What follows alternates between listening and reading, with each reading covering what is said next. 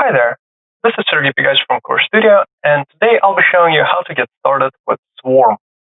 So the first step is to go to your favorite browser of choice and navigate to swarm.thorntontomasetti.com.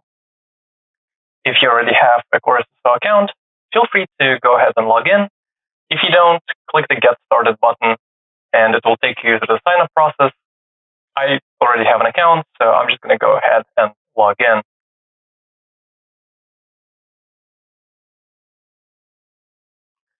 So now we're in the apps marketplace, which is essentially an app store for Swarm, where you can browse among many different parametric tools, and you can install them and run them on various platforms. If you see prices on some of the apps, don't worry about them for the time being. Right now we're in alpha, so everything is free, but we do want to test out the UI that will potentially in the future let authors to charge for their apps if they choose to do so. The same way it works in a regular app store.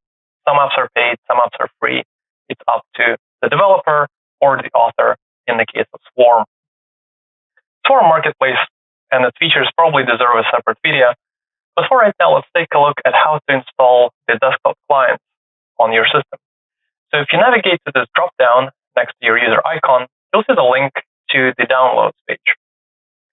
Currently, Swarm provides a single MSI installer for Rhino, Grasshopper, Revit, and Illustrator.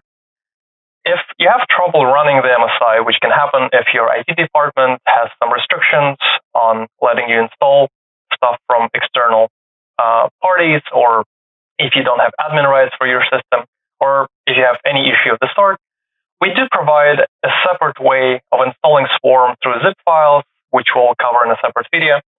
But for right now, let's assume that you are an admin on your system and you can run MSIs no problem.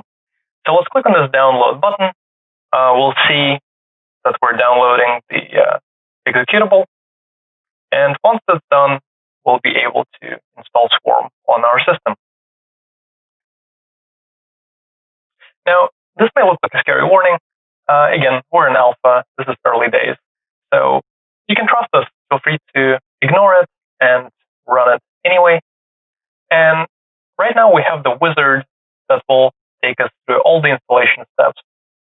Here you can choose which platforms to install Swarm to. I have Rhino and Revit and Illustrator, so I'm just going to go ahead with the default settings and click Next.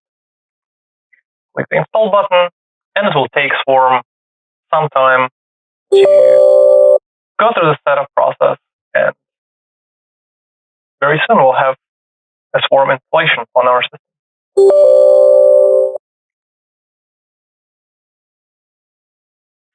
So we're going to go ahead and finish, and to make sure that everything went smoothly, I'm going to navigate to Rhino and see if we have Swarm installed.